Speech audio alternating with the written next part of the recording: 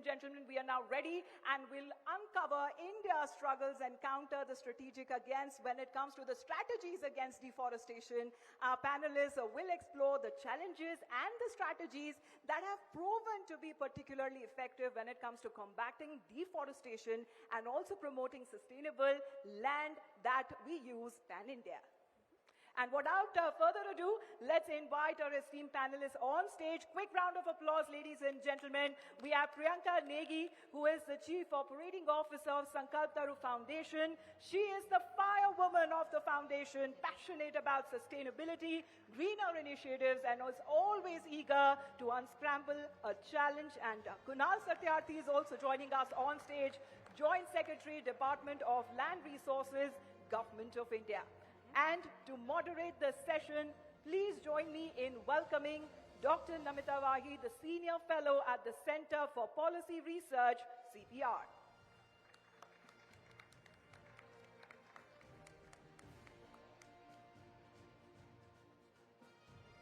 Welcome, ma'am, on stage. It's an honor.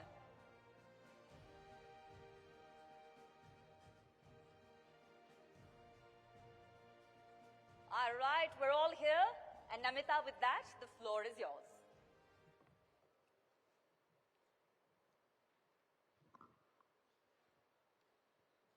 Thank you. Good afternoon, everyone. I want to start by thanking and congratulating Times Now for holding this timely summit, even as most of the world is experiencing extreme heat waves. And for those of us in Delhi who have finally been fortunate enough to receive some rain, we are experiencing waterlogged roads and the collapse of infrastructure. So, on that note, I think that even though this summit is timely, the urgency and desperation of the situation that we find ourselves in perhaps needs to be communicated more strongly to all our people. Now, India's strategy for mitigating climate devastation, as described in the government's nationally determined contribution under the UN Framework Convention on Climate Change, is multi-pronged. But it is now estimated that we are going to have 1 billion climate refugees by 2050 at the rate at which climate devastation is now happening, and we are seeing the increase in the severity and prolonged nature of the climate crisis. Today, in this panel, we are talking about one prong of that climate strategy, which is planned afforestation. As per government estimates, 24% of India's geographic cover is under forests, and this area is populated largely by the scheduled tribes or other forest-dwelling communities. It was a privilege to hear from the speakers, Tarzan and the gentlemen who live in the forest and who have committed their lives to protecting the forest. These communities are 11% of India's population. The Adivasi Samaj, jo hamara hai, that is about 8.6% of the population, and forest-dwelling communities, other forest-dwelling communities are about 2.4%. So at the Land Rights Initiative that I had and I set up 10 years ago, we had put out research which for the first time created a map of scheduled areas in India. Now, what are the scheduled areas? Scheduled areas are geographically demarcated areas under the 5th and 6th schedules of the Constitution, where there is special legal and political protection for the scheduled tribes or Adivasis. Now, as per the map of scheduled areas that we created, 13% of India's geographical area falls within the scheduled areas. There are 14 states that have scheduled areas, 10 under the 5th schedule and 4 under the 6th schedule.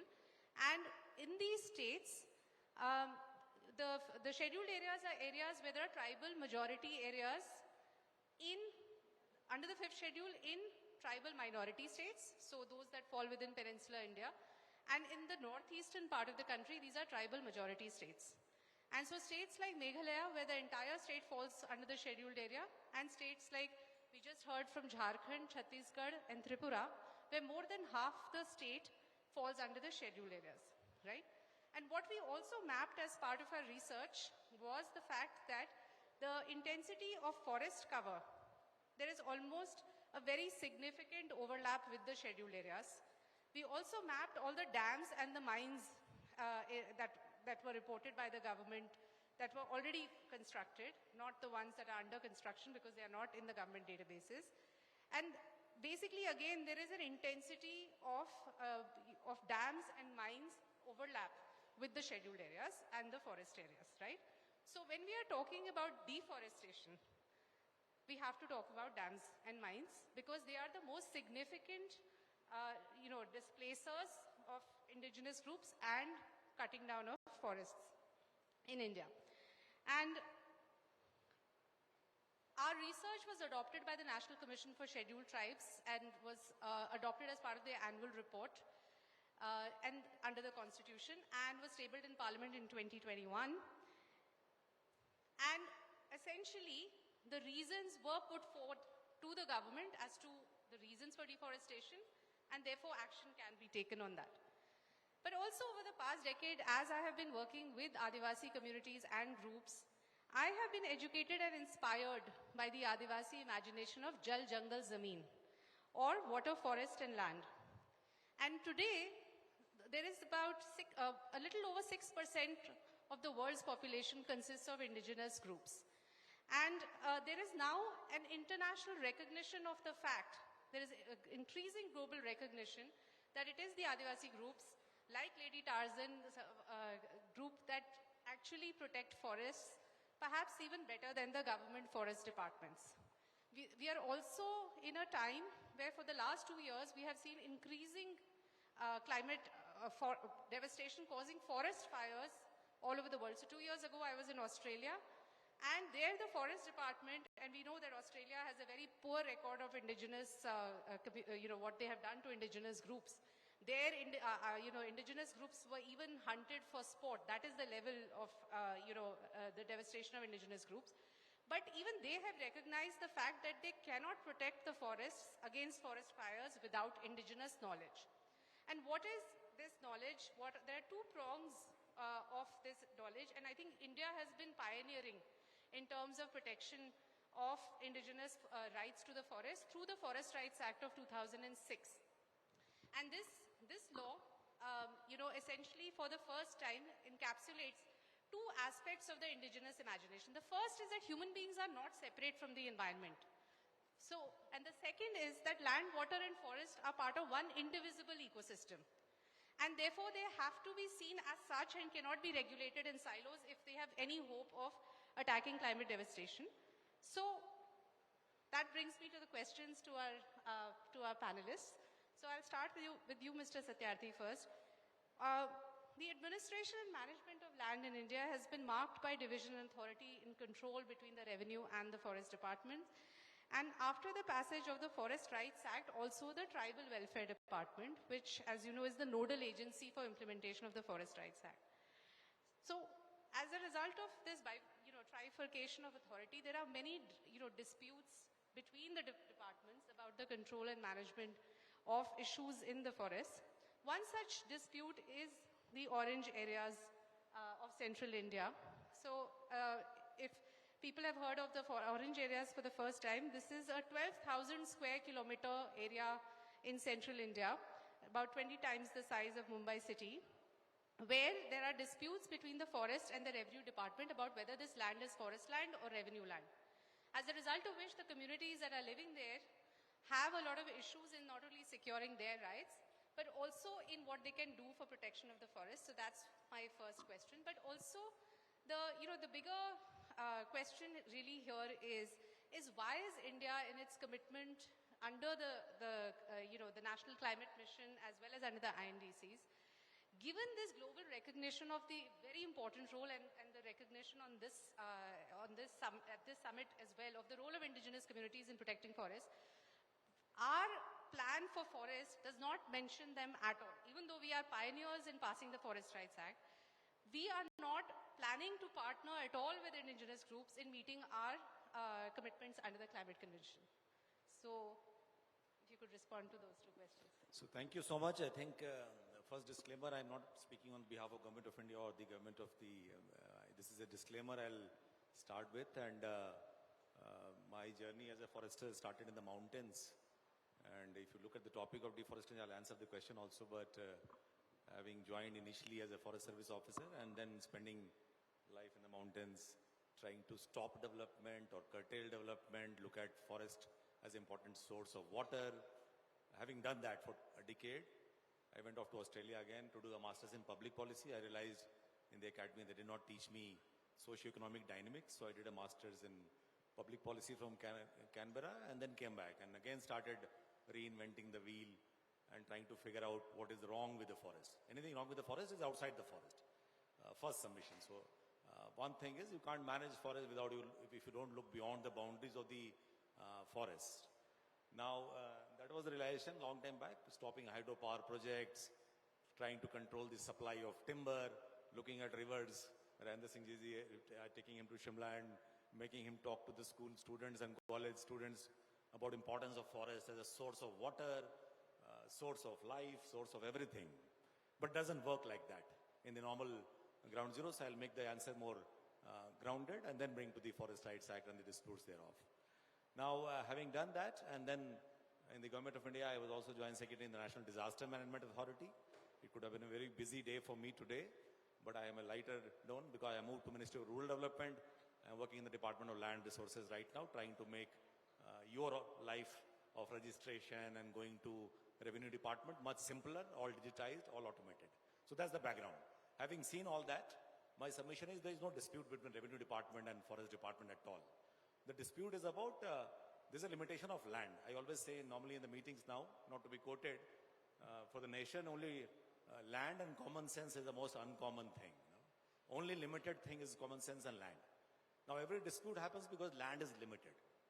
2.5% जमीन है हमारे पास पूरी दुनिया की, 10% human being, 20% cattle, 20% human beings survive on that. So please take it as a different world we are living in. There's a limitation of land. On that, 21% is so-called forest land, forest cover.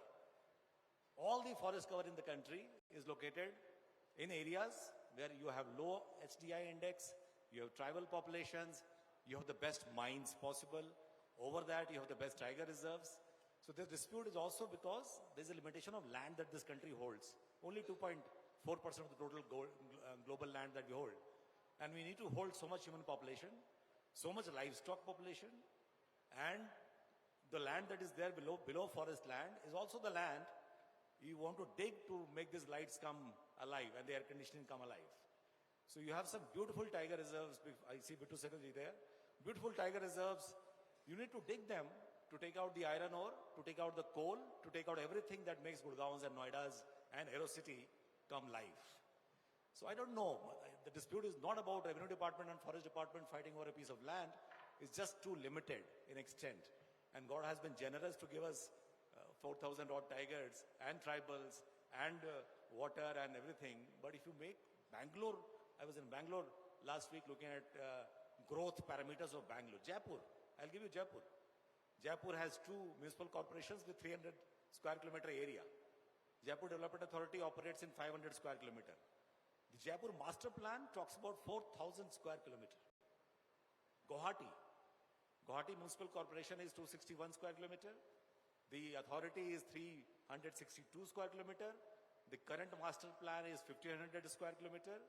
The 2045 master plan is 3,000 square kilometer. You ask me in this new posting, I know every city as it grows now. If you make the cities grow, I don't think there's a dispute between forest land and Revenue Department. Those days are gone. It's more a dispute as to what do you want the forest for. You want them to conserve for wildlife, you want to dig them to take out all the beautiful mines that are there, or you want to have a compromise. And compromises are compensatory afforestation, net present value, CAMPA funds. These are compromises we can talk about. I'm talking on behalf, I'm not working in MOE for a pretty long time, but having seen tragedies of Glof in Sikkim and sinking Joshimath for 15 days, I was there in Joshimath. I think I've seen enough floods and droughts, Chennai underwater and Kadapa district underwater, dried 6th of the country. Things are changing very quickly. So I think these disputes are, sorry to disturb the confluence of what you are asking, but it's not a dispute between the Revenue Department and the Forest Department that I'm talking about.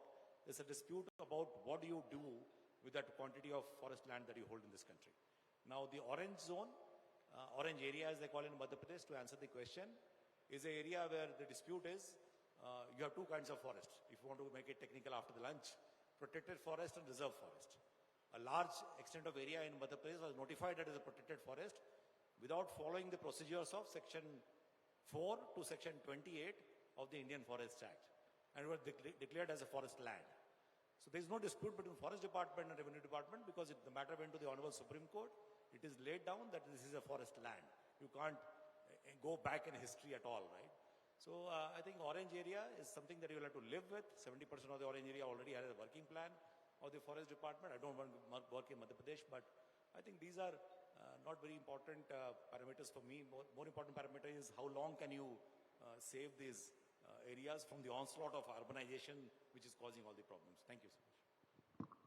Thank you, Mr. Satyarthi. Now, Priyanka ji, your foundation has achieved this laudable goal of planting over 1 million trees. And, I think your website doesn't do justice to your effort because it doesn't mention that you have created an entire forest in these areas. But, while it is believed that every tree planted makes a difference to the carbon emissions, the trees are not a real substitute for the rich biodiversity of forest cover. And therefore, the increasing commodification of forests through compensatory afforestation policies has failed to mitigate climate devastation precisely because there is no substitute for the original forest. So could you shed some light on how your approach and how, what you have done with your foundation, how do you respond to this? Do you agree with this critique of compensatory afforestation or not? And the second question is, what, in your experience, have been the biggest challenges and biggest achievements of your organization as you have worked towards this goal in 27 states, I believe? Thank you so much for giving this opportunity to present our thoughts on this platform where we have, so many like-minded people coming in here. Being associated, I have been associated with SankalpTaru since its inception, 12 years back. And I being from the background of, typical graduation, then followed by, what are your career plans and doing MBAs and all. So somewhere down the line, earlier tree plantation was not an activity which I was looking forward to. But somehow, once, I'm from UP and then moving into a lot of cities and all, I realized because coming down from the small cities and all, we felt that, there is a need for the cover, for the trees which are lacking and all. So then I got in touch with Mr. Bapur Bhandari, our founder, and he is from the hills of Uttarakhand, and we came up with the program initiative which is called SankalpTaru to help people, or people wants to plant trees, but people do not have time, energies, and they do not know where to plant. So from there, SankalpTaru came into the picture about giving people ease of planting trees from their home using the latest technologies of computers and the laptop. Now coming back to saying, yes, there is no comparison between saying, because the forest has been cut down and to compensate that, some afforestation activities has been happening. Once there is a development happening, right, because India being a developing country, so development puts a tremendous pressure on any state or the location or we are talking about in there. So deforestation has been happening, as Sir said as well. There is a limited space, right? There is a very limited land cover which is there on the forest and all. But again, if due to any reasons the deforestation has been happening, to mitigate that, afforestation takes place. We can utilize those degraded lands to create the forests over there. Like we have so much of landfills which has been there, right? We can convert them, we can plan, you can come up with a lot of latest technologies to convert them into the green forests, green covers as well. And we planted 1 million trees, So we say we not only planted, but we survive trees because we have a lot of different modules in which we plant trees, like we plant the trees with the forest, we plant trees with the farmers, we plant trees in the cities and all. So we come in contact with a lot of different people from all the different aspects as well. So wherein we, and the like-minded people who wants to give back to the nature in any capacity. It could be one tree contribution, it could be planting as many as hundreds or the lakhs and lakhs of trees. So we try to educate them because we also get a lot of inquiries that, why don't you plant trees in the forest cover is degrading.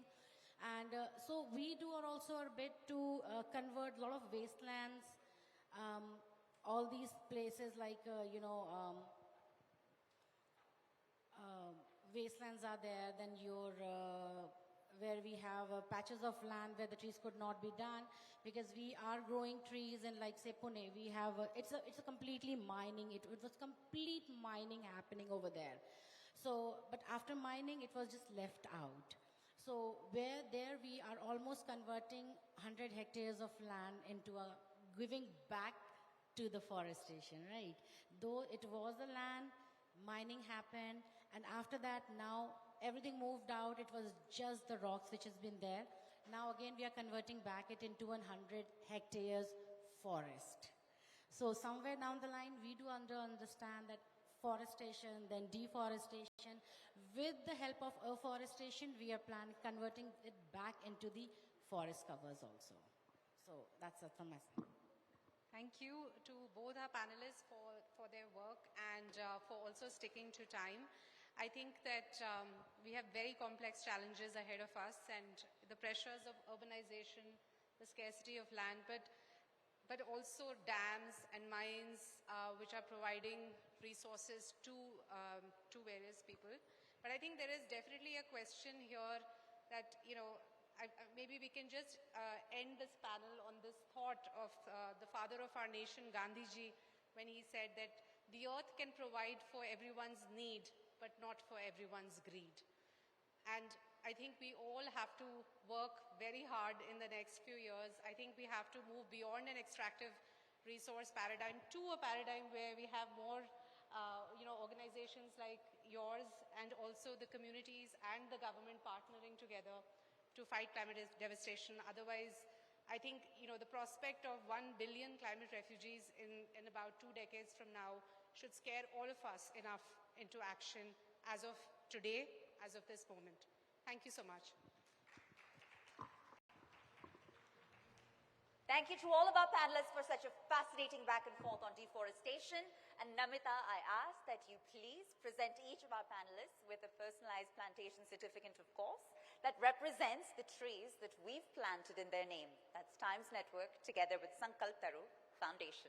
And this initiative, we request the certificates to please come on stage. And this initiative that we are talking about, all of the speakers here on stage who are coming today to express their point of view as far as the work that they have done, that has been exceptional. All of these speakers have also, they're relevant when it comes to the trees also being planted in their name. Trailblazing work, and we could think of no other way to show our appreciation. Lovely. Lovely. Let's capture this special moment, ladies and gentlemen.